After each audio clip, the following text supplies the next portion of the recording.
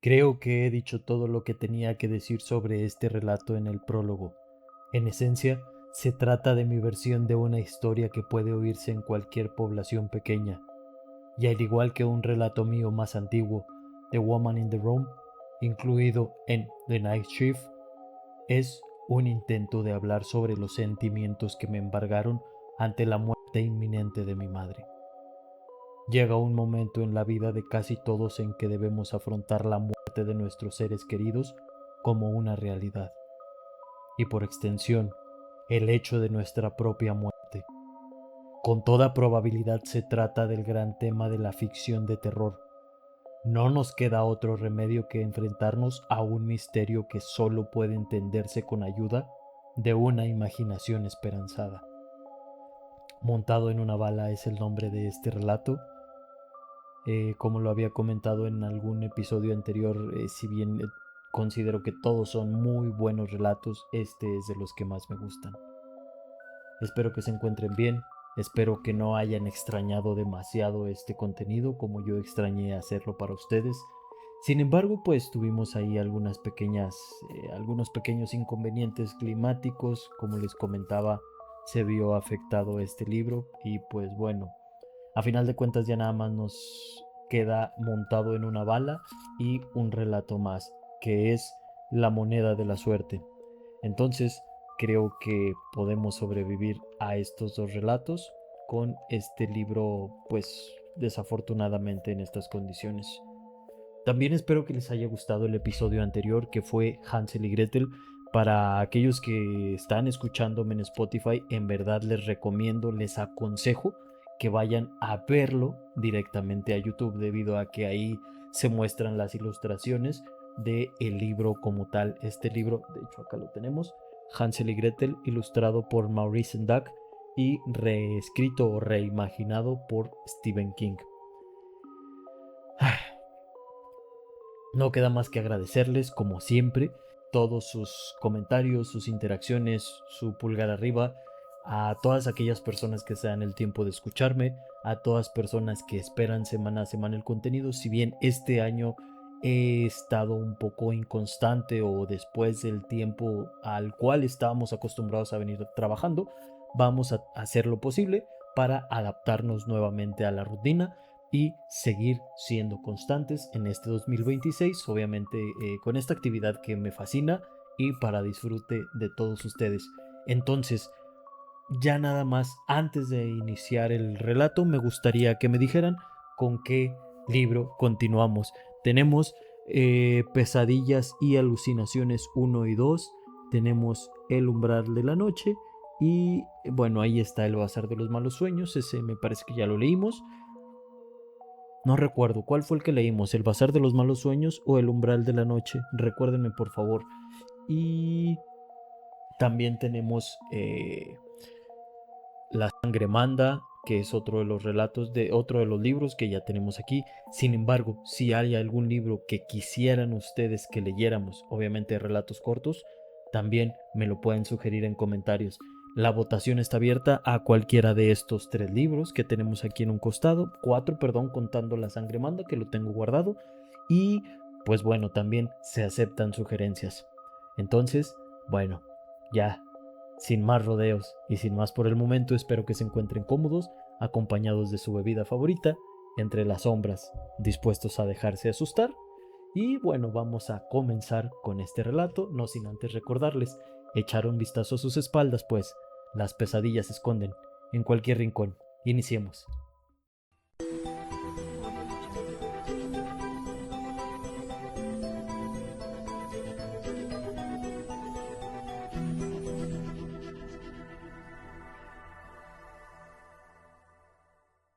Nunca le he contado esta historia a nadie y nunca había creído que lo haría, no porque temiera que no me creyeran, sino porque me daba vergüenza y porque era mía. Siempre he pensado que contarla me degradaría a mí y el relato en sí, tornándolo más mezquino y mundano, un simple cuento de terror de campamento narrado antes de apagar las luces. Creo que también me asustaba la posibilidad de que, si la contaba, si la escuchaba con mis propios oídos, tal vez empezara a dudar de ella. Pero desde la muerte parte de mi madre, tengo problemas para conciliar el sueño. Me adormezco y de repente vuelvo en mí con un sobresalto, temblando de pies a cabeza. Dejar encendida la luz de la mesilla ayuda, pero no tanto como cabría esperar. De noche acechan tantas sombras. ¿Han reparado en ello alguna vez? Incluso con la luz encendida, y las largas podrían pertenecer a cualquier cosa. La verdad, a cualquier cosa. Iba a tercero en la Universidad de Maine cuando la señora McCordy me llamó por lo de mi madre. Mi padre había muerto cuando yo era demasiado pequeño para recordarlo, y no tenía hermanos, de modo que éramos Alan y Jean Parker solos contra el mundo. La señora McCordy, que vivía en nuestra calle, llamó al piso que compartía con otros 3 chicos. Había visto el número anotado en la pizarra magnética que mamá tenía en la puerta de la nevera. Un derrame cerebral. Explicó con su arrastrado deje del norte. Fue en el restaurante, pero no hace falta que vengas disparado. El médico dice que no ha sido muy grave. Está consciente y puede hablar. Sí, pero ¿dice cosas coherentes?, pregunté. Intentaba hablar con voz serena, pero el corazón me latía con violencia y de repente hacía demasiado calor en el salón. Tenía el piso para mí solo. Era miércoles y mis compañeros estaban en clase todo el día. Sí, lo primero que hizo fue pedirme que te llamara, pero sin asustarte. Bastante sensato, ¿no crees? Sí, pero por supuesto que estaba asustado. Cuando alguien te llama y te dice que a tu madre se la han llevado del trabajo al hospital en ambulancia, ¿cómo no vas a asustarte? Dice que te quedes en la universidad y te concentres en los estudios hasta el fin de semana, y que luego vengas y no tienes que estudiar demasiado. Ya, pensé, y una porra. Iba a quedarme en ese piso destartalado que apestaba a cerveza mientras mi madre yacía en una cama de hospital a 100 y muchos kilómetros al sur, probablemente moribunda. Tu madre aún es joven, Prosiguió la señora McCordy. pero estos últimos años ha engordado mucho, y luego está lo de la hipertensión y el tabaco. Tendrá que dejar de fumar. Pero yo no creía que lo hiciera con derrame o sin, y estaba en lo cierto. A mi madre le encantaba fumar. Di las gracias a la señora McCordy por llamar, Es lo primero que he hecho al llegar a casa. señaló. Bueno, Alan, ¿cuándo vendrás? ¿El sábado? Pero cierto matiz de su voz indicaba que sabía que no era así. Por la ventana contemplé la magnífica tarde de otoño, el cielo muy azul de Nueva Inglaterra sobre los árboles que regalaban sus hojas amarillas a Mill Street. Luego consulté el reloj. Las 3:20. Estaba a punto de salir hacia el seminario de filosofía que empezaba a las 4 cuando sonó el teléfono. No, por Dios, iré esta misma noche. La señora McCordy lanzó una carcajada seca y algo ronca. Menuda era ella para hablar y dejar de fumar. Ella y sus inseparables Winston. Buen chico. Irás derecho al hospital antes de ir a casa, ¿no? Supongo, repuse. No tenía sentido explicarle a la señora McCordy que algo le pasaba a la transmisión de mi viejo coche y que de momento no iba a moverse de donde estaba. Haría autostop hasta Lewiston y luego hasta nuestra casita en Harlow si no era demasiado tarde. Si lo era, dormiría en una de las salas de espera del hospital. No sería la primera vez que iba en autostop desde la universidad hasta casa, ni que dormía sentado con la cabeza apoyada contra una máquina expendedora de Coca-Cola. Me aseguraré de que la llave esté bajo la carretilla roja. Prometió. Ya sabes dónde, ¿no? Sí. Mi madre tenía una vieja carretilla roja junto a la puerta del cobertizo, y en verano resplandecía rebosante de flores. Por alguna razón, pensar en ello me hizo asimilar de golpe la noticia que acababa de darme la señora McCordy. Mi madre estaba en el hospital. La casita de Harlow donde había crecido estaría a oscuras aquella noche, porque no habría nadie para encender las luces en cuanto oscureciera. La señora McCordy ya podía decir que aún era joven, pero cuando uno solo tiene 21 años, 48 parecen una eternidad. Conduce con cuidado, Alan, y no corras. Por supuesto, mi velocidad dependía del conductor que tuviera a bien llevarme, y personalmente esperaba que condujera como alma que lleva el diablo. No veía el momento de llegar al hospital de Main Central, pero no tenía sentido inquietar a la señora McCordy. No se preocupe. Gracias, De nada. contestó ella. Tu madre se pondrá bien y estará encantada de verte. Colgué el teléfono. Garabateé una nota para explicar lo que había pasado y a dónde iba. En ella pedía a Héctor Passmore, el más responsable de mis compañeros de piso, que llamara a mi tutor y le pidiera que avisara a mis profesores para que no me jorobaran por hacer novillos, ya que 2 o 3 de ellos se ponían como una moto. Luego embutí una muda en mi mochila, añadí mi gastado ejemplar de Introducción a la Filosofía y salí. La semana siguiente dejé ese curso a pesar de que se me daba bastante bien. Aquella noche mi forma de ver el mundo cambió. Cambió mucho, y ningún pasaje de mi manual de filosofía parecía encajar en los cambios. Comprendí que hay cosas debajo, eso, debajo, y que ningún libro puede explicarlas. Estoy convencido de que a veces es mejor olvidar qué son esas cosas. Si puedes, claro.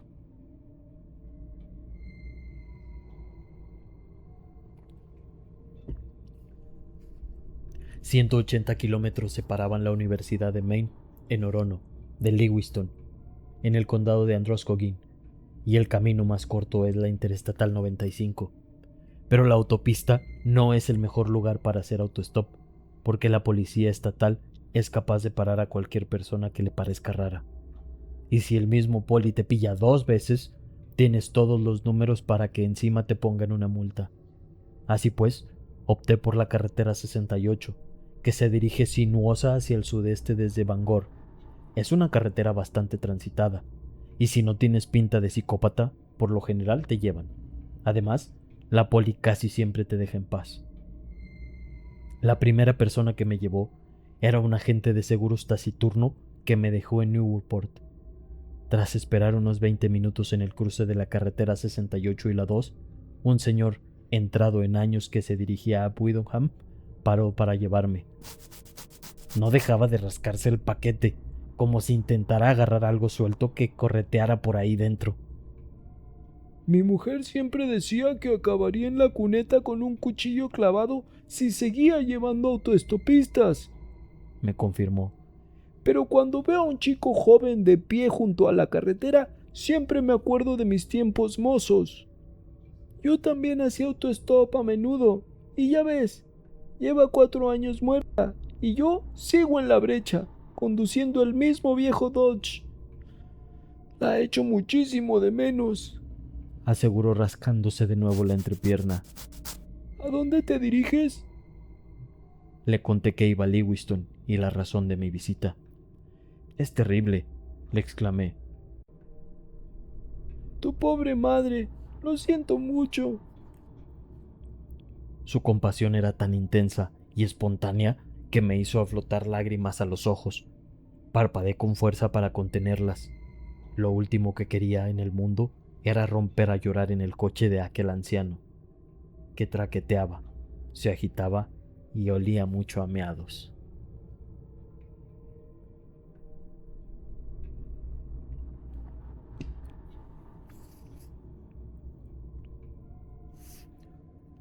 La señora McCordy. La señora que me llamó dice que no está tan grave. Mi madre aún es joven, solo tiene 48 años. ¡Pero un derrame!, insistió el hombre con sincera consternación. De nuevo se llevó la mano grande y huesuda de anciano a la entrepierna holgada de sus pantalones verdes. Un derrame siempre es grave. Mira, hijo, te llevaría hasta la puerta del hospital si no hubiera prometido a mi hermano Ralph que lo acompañaría a la residencia geriátrica de Gates. Su mujer está ahí. Tiene esa enfermedad que le hace olvidar todo. No me acuerdo cómo se llama. Anderson, Álvarez o algo así.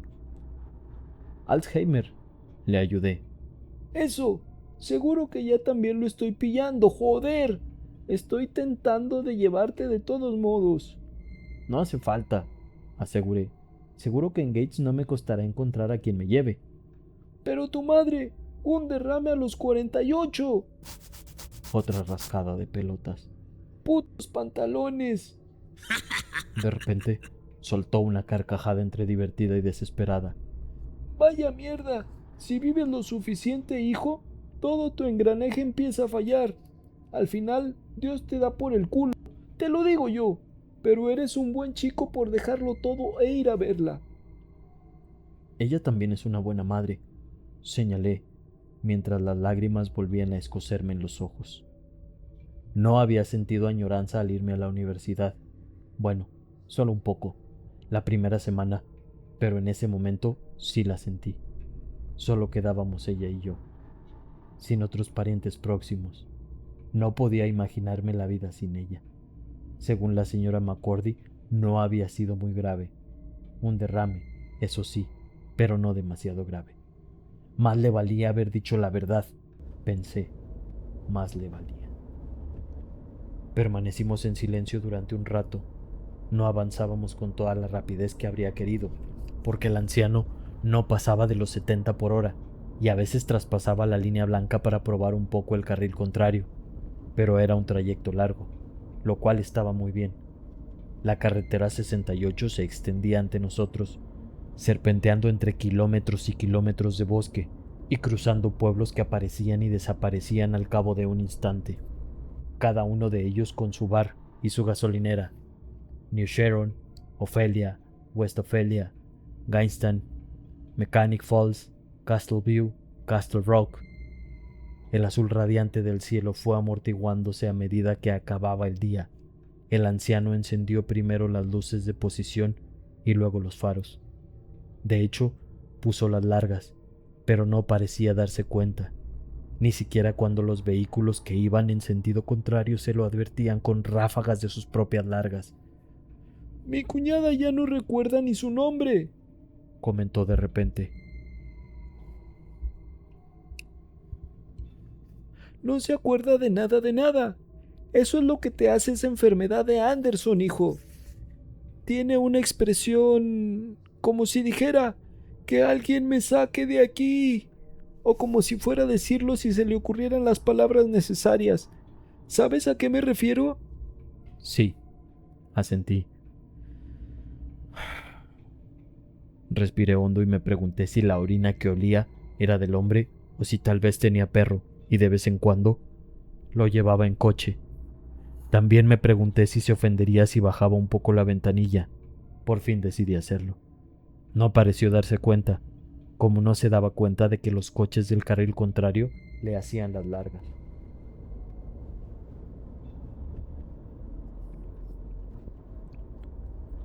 Hacia las 8 llegamos a la cima de una cuesta de West Gates. ¡Mira, hijo! ¡La luna! ¡Qué maravilla! ¿Verdad? Era una maravilla. En efecto, una enorme bola anaranjada surgiendo del horizonte. Sin embargo, también me pareció que tenía algo espeluznante, como si estuviera preñada e infectada. Al contemplar la luna naciente, de repente me saltó una idea espantosa. ¿Y si al llegar al hospital mamá no me reconocía? ¿Y si su memoria se había fundido por completo y ya no se acordaba de nada de nada? ¿Y si el médico me decía que necesitaría a alguien que cuidara de ella el resto de su vida? Ese alguien tendría que ser yo, por supuesto, porque no había nadie más. Adiós a la universidad. ¿Qué les parece, amigos y vecinos? Pide un deseo, muchacho, exclamó el anciano. Con la emoción, su voz se tornó penetrante, desagradable, como tener fragmentos de vidrio metidos en las orejas. Volvió a rascarse el paquete con una especie de entusiasmo y se oyó un chasquido. Me parecía imposible que alguien se rascara con semejante vigor sin arrancarse las pelotas de cuajo a pesar de los pantalones. Los deseos que se piden a la luna llena de otoño siempre se cumplen, decía mi padre. Así que pedí que mi madre me reconociera cuando entrara en su habitación, que sus ojos se iluminaran nada más verme y que pronunciara mi nombre. Pedí el deseo y de inmediato deseé poder retirarlo. Se me antojaba que nada bueno podía resultar de un deseo pedido a esa febril luz anaranjada. ¡Ay, hijo!, suspiró el anciano. ¿Cómo me gustaría que mi mujer estuviera aquí? Le pediría perdón por cada palabra desagradable que le hubiera dicho. Al cabo de 20 minutos, con la última luz del día aún en el cielo y la luna todavía baja e hinchada, llegamos a Gates Falls. Hay un semáforo parpadeante en ámbar en el cruce de la carretera 68 y Plain Street. Justo antes de alcanzarlo, el anciano viró hacia un lado y la rueda delantera derecha del Dodge se encaramó al bordillo antes de volver a chocar contra la calzada. Los dientes me castañearon. El viejo me miró con una expresión desafiante, enloquecida. Todo él poseía esa cualidad, enloquecida, aunque no me había dado cuenta hasta entonces. Todo él daba sensación de fragmentos de vidrio y todo cuando brotaba de su boca era una exclamación. ¡Te llevo! ¡Sí, señor! ¡A la porra con Ralph! ¡Que le den! ¡Te llevo! Quería llegar junto a mi madre, pero la perspectiva de pasar otros 20 minutos envuelto en olor a meados y con los otros coches haciéndonos largas no resultaba muy halagüeña. Como la imagen del anciano haciendo heces por los 4 carriles de Lisbon Street. Pero lo peor era él mismo. No me sentía con ánimos de aguantar otros 30 kilómetros viéndolo rascarse el paquete y gritando con esa voz de vidrio roto. No, de verdad, da igual, vaya con su hermano. Abrí la portezuela y en ese momento sucedió lo que había temido. El hombre me asió el brazo con su garra nudosa de anciano. Era la mano con la que se rascaba los huevos. ¡Venga! ¡Anímate!, insistió con voz ronca y confidencial mientras me clavaba los dedos en la carne junto a la axila. ¡Te llevo hasta la puerta del hospital! ¡Sí, señor! No importa que no te conozca de nada, ni tú a mí. No importa nada de nada. ¡Te llevo hasta la puerta! Y de repente me encontré combatiendo el impulso irresistible de salir huyendo, de dejarle con mi camisa en la mano, si eso hacía falta. Era como si se estuviera ahogando. Pensé que, en cuanto me moviera, me aferraría con más fuerza, o incluso me agarraría por el cuello, pero no fue así. Aflojó la presión y por fin apartó la mano cuando saqué la pierna del coche. De pronto me pregunté, como solemos hacer cuando pasa un momento de pánico irracional, por qué me había asustado tanto. No era más que una forma de vida algo anciana basada en el carbono sentada en un ecosistema Dodge que apestaba a pis y decepcionada porque su oferta había sido rechazada. Tan solo un viejo al que le molestan los pantalones. ¿Por qué narices me había asustado tanto? Gracias por llevarme y sobre todo por la oferta, dije. Pero puedo ir por ahí. Señalé el Pleasant Street y seguro que alguien para enseguida. El anciano guardó silencio un instante y por fin asintió con un suspiro.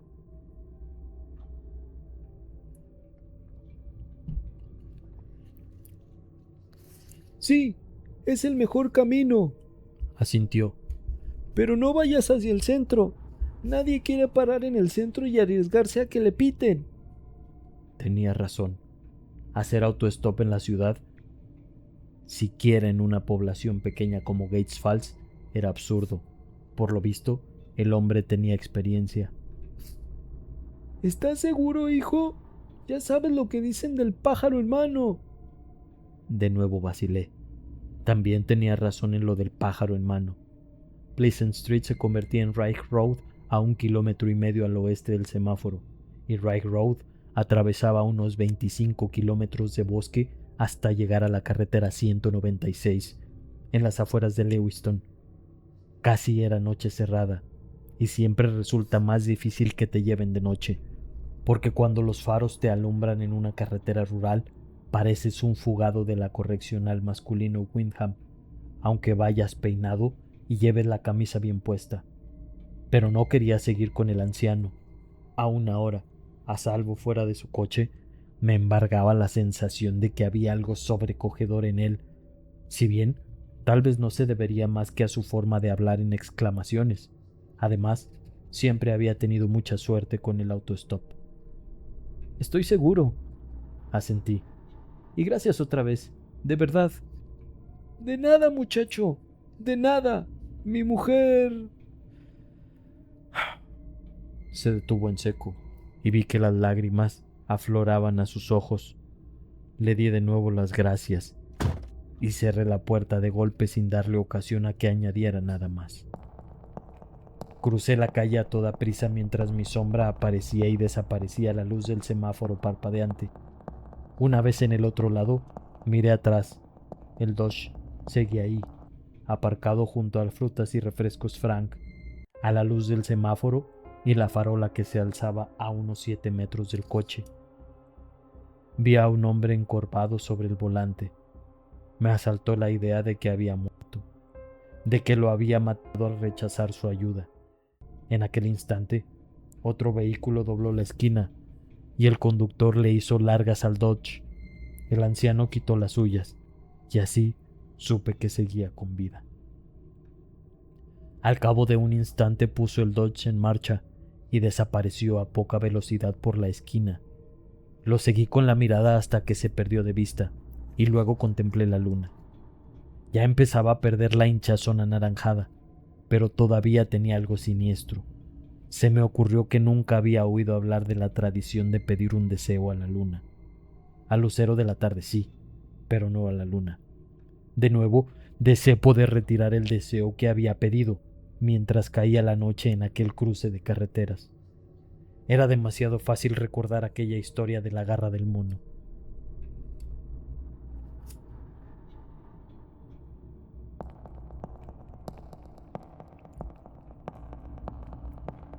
Eché a andar por Pleasant Street, con el pulgar extendido, pero los coches pasaban de largo sin aminorar la velocidad siquiera.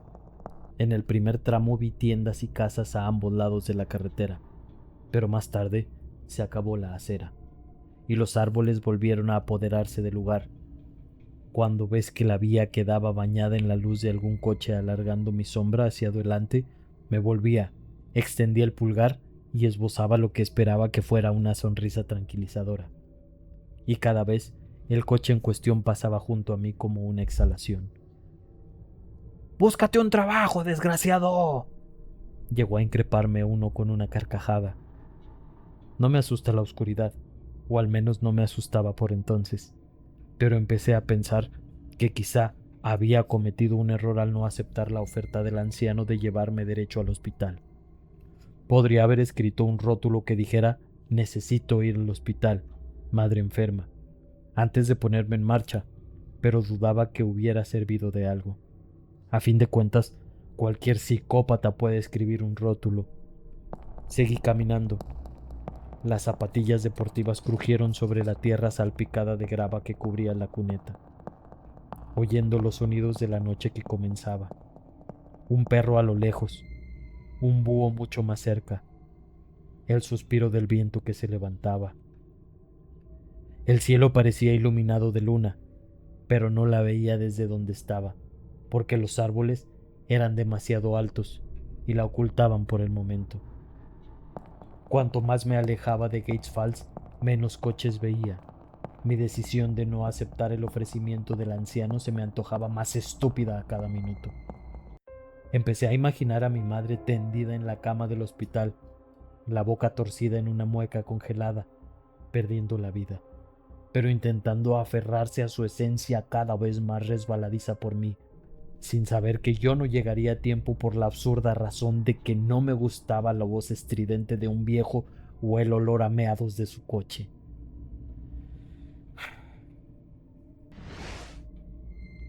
Llegué a la cima de una cuesta bastante empinada y me quedé inmerso de nuevo en la luz de la luna.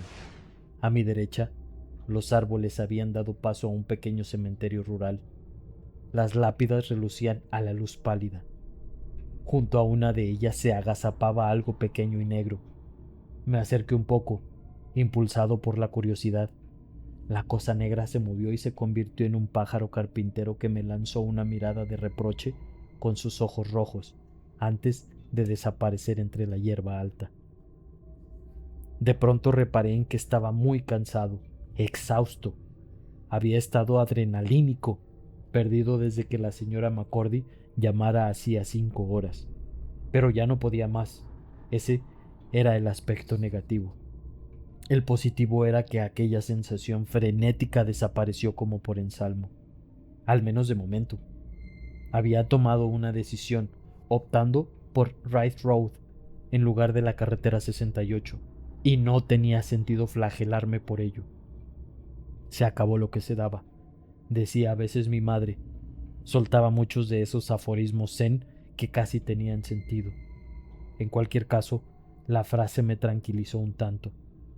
Si al llegar al hospital descubría que había muerto, pues ¿qué se le iba a hacer? Lo más probable era que siguiera viva. El médico había dicho que no estaba muy grave, según la señora McCordy. La señora McCordy también había dicho que aún era joven, un poco pasada de peso, eso sí, y fumadora empedernida para más INRI, pero joven todavía.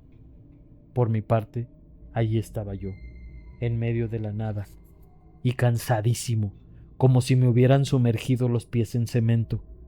Limitaba el cementerio un muro bajo de piedra con una abertura por la que se veía un sendero de 2 rodadas. Me senté sobre el muro con los pies apoyados sobre una de las rodadas. En aquella posición veía un buen tramo de Wright Road. En cuanto viera unos faros en dirección oeste, es decir, hacia Lewiston, podía volver junto a la carretera y extender el pulgar. Hasta entonces me quedaría sentado con la mochila sobre el regazo para recuperar fuerza en las piernas. Una fina y reluciente bruma surgía de la hierba. Los árboles que rodeaban el cementerio por 3 flancos se agitaban a la brisa. Desde el otro lado del cementerio llegaba el sonido de agua y el croar ocasional de una rana. Era un lugar hermoso y extrañamente pacífico, como una ilustración en un libro de poemas románticos.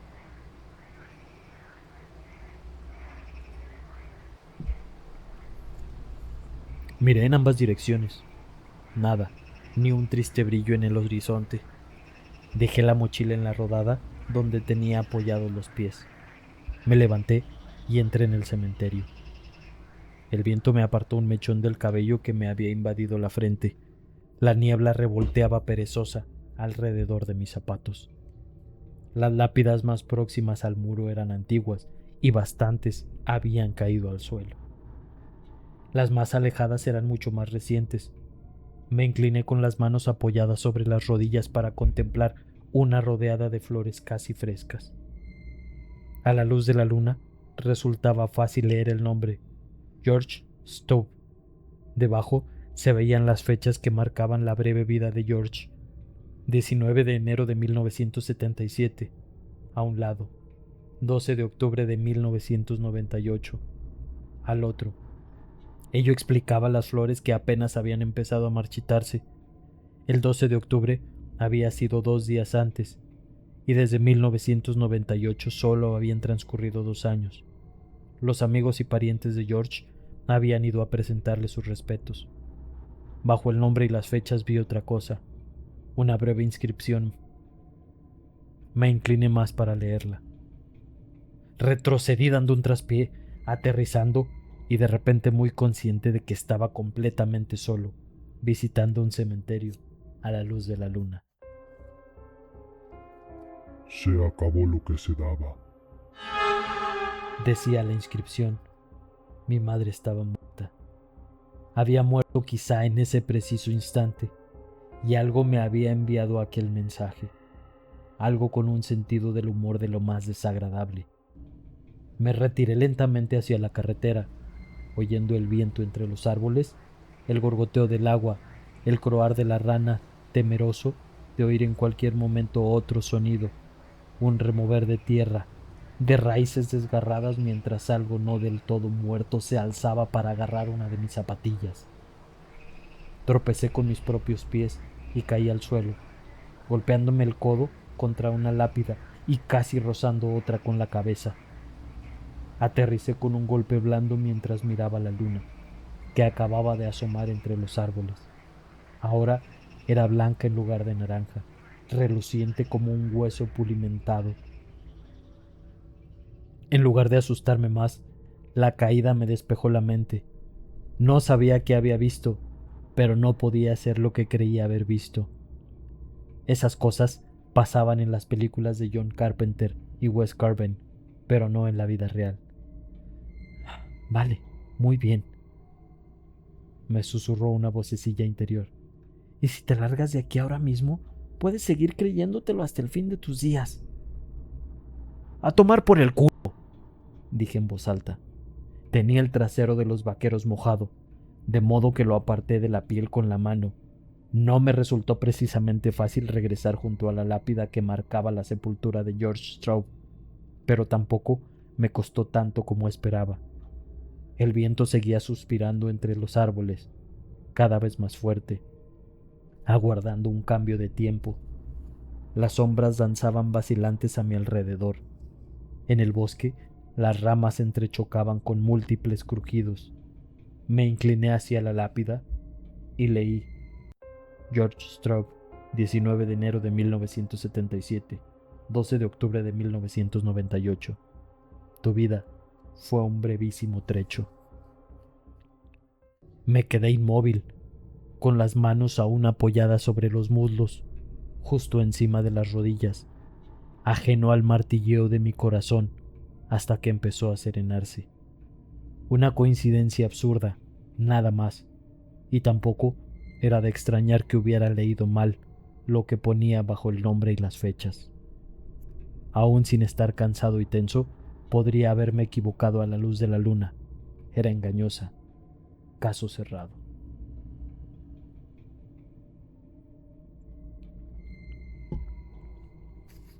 Pero en realidad sabía muy bien lo que había leído. Se acabó lo que se daba. Mi madre había muerto. A tomar por el culo, repetí.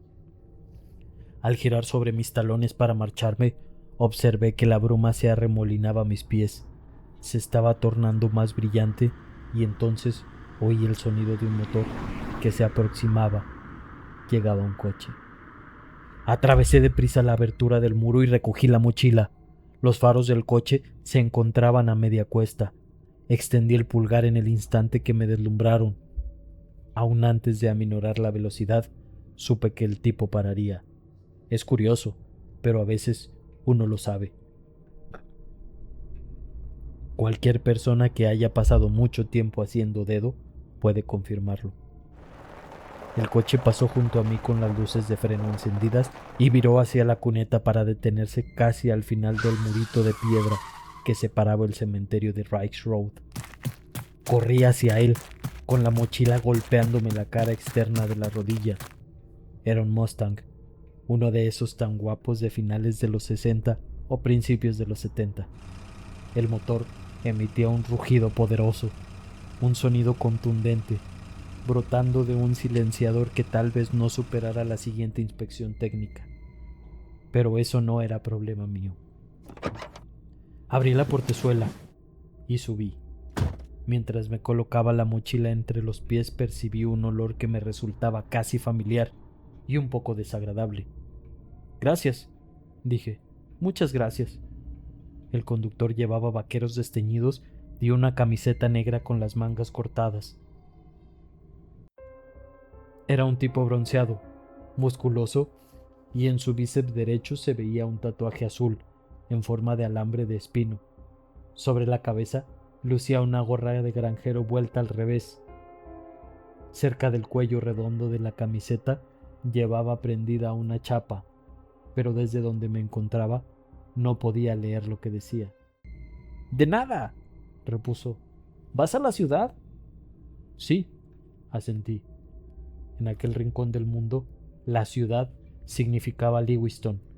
la única población de tamaño respetable al norte de Portland. Al cerrar la puerta, vi uno de esos ambientadores en forma de abeto colgado del retrovisor.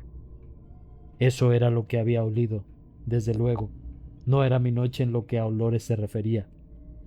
Primero orina y ahora abeto artificial. Pero en fin, un coche era un coche. Debería haberme sentido aliviado, y cuando el tipo aceleró para enfilar de nuevo Wrights Road, entre rugidos del enorme motor del viejo Mustang, intenté convencerme a mí mismo de que en efecto me sentía aliviado. ¿Qué vas a hacer a la ciudad?, me preguntó el conductor. Calculé que tendría más o menos mi edad, un chico de la zona que quizá iba a la escuela de formación profesional de Auburn o trabajaba en una de las pocas fábricas textiles que quedaban por ahí. Probablemente se había arreglado el Mustang en su tiempo libre, porque eso era lo que hacían los chicos de pueblo. Bebían cerveza, fumaban María de vez en cuando y arreglaban coches o motos. Mi hermano se casa y soy el padrino. Mentí sin premeditación alguna. No quería contarle lo de mi madre, aunque no sabía por qué. Algo raro pasaba ahí. No sabía de qué se trataba ni por qué se me había ocurrido tal cosa, pero lo sabía. Estaba completamente seguro. Mañana es el ensayo general y luego la despedida de soltero. ¡No me digas!, se volvió hacia mí con una leve sonrisa pintada en aquel rostro apuesto de labios carnosos y ojos bastante separados. Sí. Tenía miedo. Así, de repente, volví a tener miedo. Algo pasaba, tal vez algo que había empezado cuando el vejestorio del Dodge me había incitado a pedir un deseo a la luna infectada en lugar de a una estrella, o quizá en el momento en que había tomado el teléfono y escuchado a la señora McCordy anunciarse que tenía malas noticias, aunque podrían haber sido peores. ¡Estupendo!, comentó el muchacho de la gorra vuelta del revés. Es genial que tu hermano se case, tío. ¿Cómo te llamas?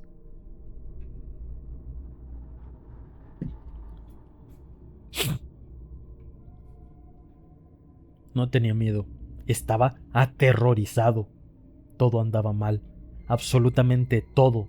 Y no sabía por qué ni cómo había podido suceder tan deprisa. Lo que sí sabía era que no quería revelar al tipo del Mustang mi nombre, al igual que no había querido revelarle que se me había perdido en Lewiston. Claro que no. Claro que no llegaría a Lewiston. De pronto estaba seguro de que jamás volvería a ver Lewiston. Era como saber que el coche iba a parar antes incluso de que empezara a frenar. Y luego estaba el olor. También sabía algo respecto al olor. No era el ambientador, sino lo que se intentaba disimular. Héctor, me presenté, dándole el nombre de mi compañero de piso, Héctor Passmore. Las palabras brotaron de mi boca reseca con toda serenidad, lo cual me alegró. Algo en mi interior insistía en que no debía mostrar al conductor del Mustang mi convicción de que algo andaba mal. Era mi única oportunidad. El joven se volvió un poco hacia mí, y entonces pude distinguir las palabras de la chapa. Me monté en la bala en Trill Village, Laconia. Conocía el lugar. Había estado ahí, aunque de eso hacía mucho. También vi una gruesa línea negra que le rodeaba el cuello, igual que el tatuaje en forma de alambre le rodeaba el bíceps. Solo que esta línea no era un tatuaje. Docenas de marcas negras lo surcaban verticalmente. Eran los puntos de sutura que le había cosido la persona que había recolocado la cabeza sobre sus hombros. Encantado de conocerte, Héctor, dijo. Yo me llamo George Stubb. Tuve la sensación de que mi mano flotaba como en sueños. Deseé que fuera un sueño, pero no lo era. La realidad lo atravesaba todo con afilados cuchillos. El olor dominante era el que despedía el ambientador de pino, pero el otro pertenecía a una sustancia química, probablemente formol. Iba en coche con un muerto. Creo que es buen momento para pausar este relato. Si has leído me gustaría que me contaras qué te ha parecido el relato en sí, y si no has tenido el gusto de leer todo ese eventual, también me gustaría que me contaras qué crees que va a suceder. Una vez más, gracias por sus interacciones, gracias por compartir, gracias por darle like, gracias por ponerse en contacto, gracias por suscribirse. Toda interacción con este contenido o con el contenido de todas mis redes sociales, créanme que les agradezco infinitamente. Al igual también me gustaría nombrar, pues hace tiempo que no sabemos de él, a @simarafv1. Me gustaría, por favor, que si aún estás en la comunidad escuchando el contenido, te pusieras en contacto, nos comentaras, pues extrañamos tus interacciones. Yo me retiro, no sin antes desearles agonizantes días y plañideras noches. Hasta la próxima.